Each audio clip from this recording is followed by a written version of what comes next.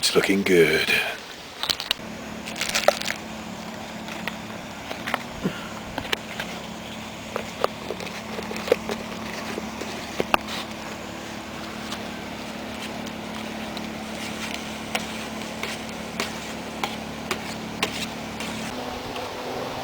So you have a nice simple bit of trail food, Moroccan inspired chicken soup, noodles, sachet tomato sauce, really tangy and spicy and sweet. Really nice.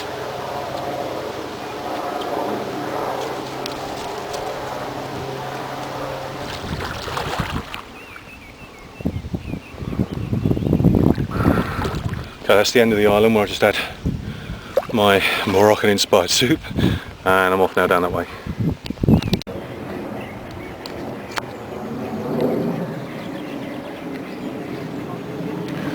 Okay, I'm still destined to carry on down that way, but I just found this little mooring platform and then these concrete steps, so of course I had to come and check it out and explore it. And there's a sort of a public pathway just along here, which obviously goes on the western edge of the Thames as it carries on towards Henley, right over there, as I've mentioned before. And byway, footpath, as you can see that track down there. There's obviously some dairy cows, and over here, don't know if you can see them, but there's dozens and dozens of Canadian geese in the field. We go back down these concrete steps to the Canoe. Up there is where I've just come from, and instead of portaging, it's really awkward trying to get over the bridge of the lock, then coming down the side, then round here. So what I've done is I've already portaged, obviously moored up there, and I've got to go down that way.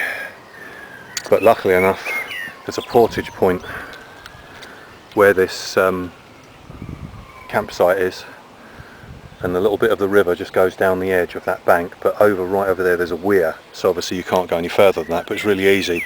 I just paddle along that portage point, there's a ramp, climbed up the ramp, brought the kit over here, dumped it off, and then the canoe. That saves some hard graft, because now you can see where the breeze is actually just catching the water. You can see where it's just changing, and the breeze is actually blowing this way, so I've got about another mile and a half to paddle against the wind.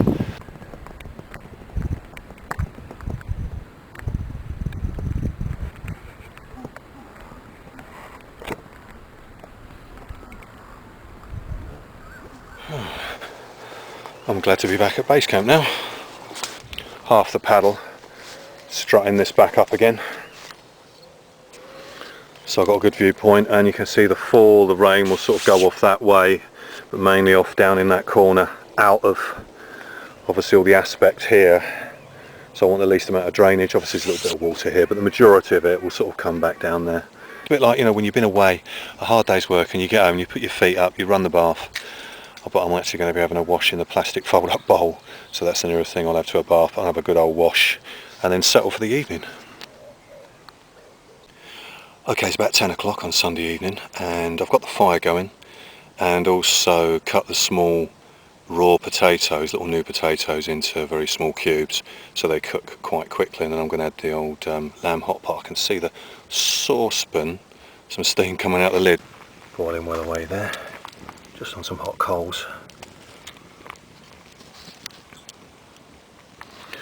Obviously I don't want the flame too near the handles, because obviously they're plastic coated, so the handles are just sort of over the edge, as you can see, of the fire pit. Put the lid back on.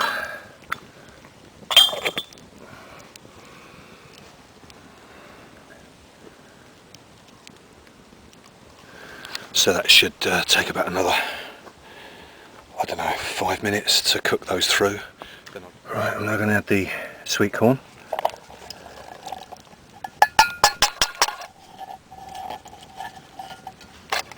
Mix that through. See, I just added the lamb hot pot, It's got plenty of potatoes in it as well, but it's good carbohydrates to replenish all the energy I burnt off canoeing today. Squeeze of tomato sauce, extra bit of flavour in, tomato it up a little bit, and then my magic concoction. Loads of spice, just shake some of that in. That's enough. Mix that up.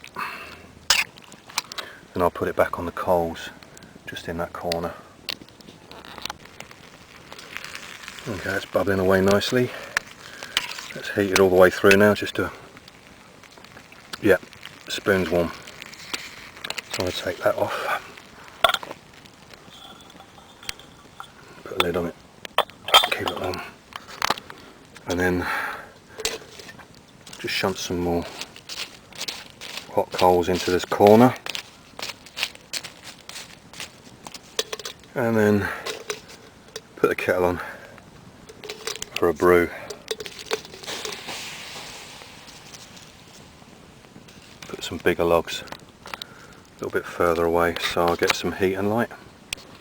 So while the kettle's boiling some water, heating up to boil, I'm going to go and eat my piece de resistance. Yummy.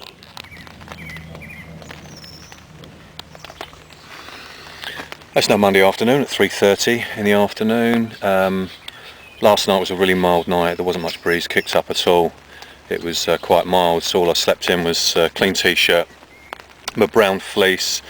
Didn't wear my softies, just kept these trousers on under the sleeping bag, and it was a really mild night, so it was really nice. Plus as well, the breeze didn't blow too much of the smoke sort of underneath the tarp here, and was able to just basically draft up and go up between the edges of the two tarps, so that was good.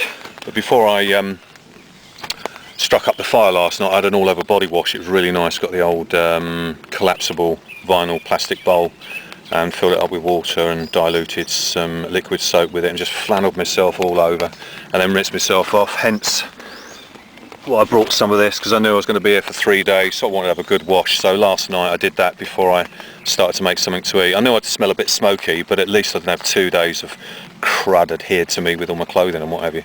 So that was really nice, really felt refreshed. And then struck up the fire, made something to eat.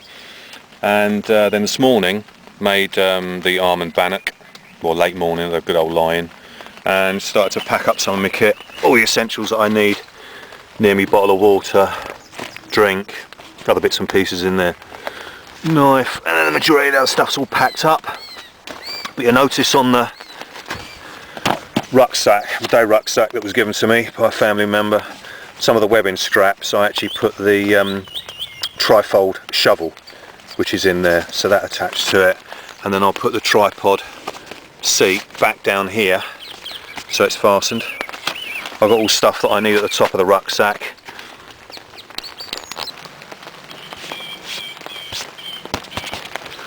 It started to rain. If it gets any heavier, then obviously I'd have to tog up with my waterproofs, which I don't really want to do. And then of course the rain will fill up the canoe, and then what I've got to do is I have to put all my kit, obviously in the canoe as you saw right at the beginning of this video, and then cover it over with a plastic sheet, sort of the front lot. So any water ingress is sort of just on me over my waterproofs and just round my legs. Whereas if it fills up at the bow and the stern of the canoe, it will start to affect the tracking. So you can hear it's just getting a little bit heavy. I don't know if you can actually see the rain streaming down. It's quite nice, it's refreshing, it's not cold. If there was a bit of a breeze with the rain, it might feel a little bit different. But yeah, it feels okay, it's nice. I didn't bring my the water bottle for my dog for a kasha. It's sort of like a plastic bottle that you can sort of squeeze, but it has a lid that opens. You squeeze the water and the water pours into it and she can drink out of the vessel. But I didn't bring that with me today, or should I say I didn't bring that with me for the weekend. So what I did, I just dug a little shallow hole, lined it with a plastic bag, and I've just been filling it up with water as and when she's needed it. So a little bit of improvisation for the dog. I've checked out some places where there's some dry standing deadwood. There's some still left over there, So I've wrecked a few locations earlier on, so the next time I come here I know where I'm going to get wood from straight away and collect it up. So I've got about 5 different locations where there's wood ready to be prepped for the next time I come here, which I'll call my base camp number 2 island.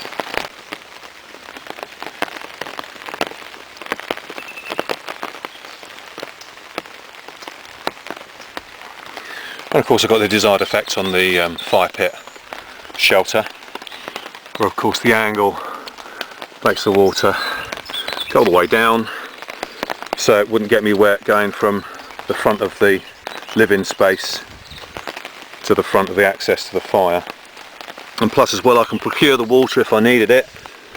It's near enough drinkable, but of course I'd boil it up first, so serves 2 purposes: protecting the fire and also gathering some water when it does rain. But it's just starting to get a little bit heavier now, so I'm going to tidy up and get myself on the water to make my way back home soon. Before I finally pack up and go, I thought I'd have some all-in dog wrestling. Yeah, yeah,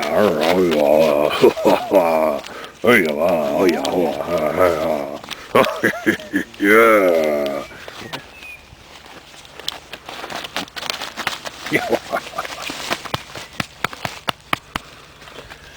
Right, better get on and pack up. Okay, the most practical thing for me to do is to move all my kit and bring it underneath this fire shelter, because it's easier to stand up and more comfortable. And then I'm going to strike down my living quarters tarp, clear all this out, and then it's easy for me to get the canoe, to take it straight out, and then eventually take this tarp down, and then this one will be actually used for protection if the rain gets any heavier, to cover over my kit on the canoe so the canoe doesn't flood up.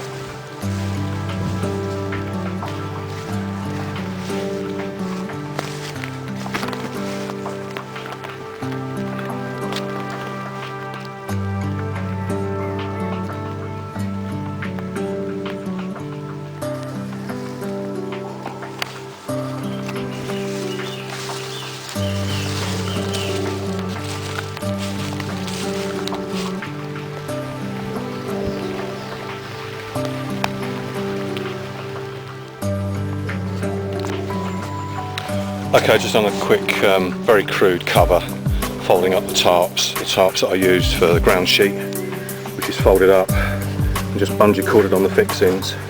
But you'll notice the hook of the bungee, it's advisable, instead of hooking it in, it's always good to hook it outwards like that, so then the flat piece of metal is actually not protruding. If that hook was round the other way, this end would be sticking into the side of the canoe. So that's just a advisable thing to do if you were going to consider doing it. You'll notice hook's on the outside, hook end is on the outside, and it's the same that side. At the moment the rain's not that heavy, but I've got about an hour's paddling to do, so you know, if it does get heavier, then at least I'm sort of protected as best as possible against the water. In the near future, actually be making special canopies to actually go, or covers that are tailor-made and manoeuvrable for either side, and then maybe have one that comes here so the dog can stick her head through it. So only her head gets wet. I'll have to get her a smaller version of one of these hats. Anyway, I'm going to shoot the canoe in now. It's going to be quite heavy, so I've got to do it really carefully, and I'll see you eventually when I'm on the water. Okay, I'm safely in, and follow that boat. That's where I'm going. So I'm on my way back now on the Monday evening. Once again, thanks for joining me and your interest in the island wild camping and what I get up to. And as always, I'll catch you again soon.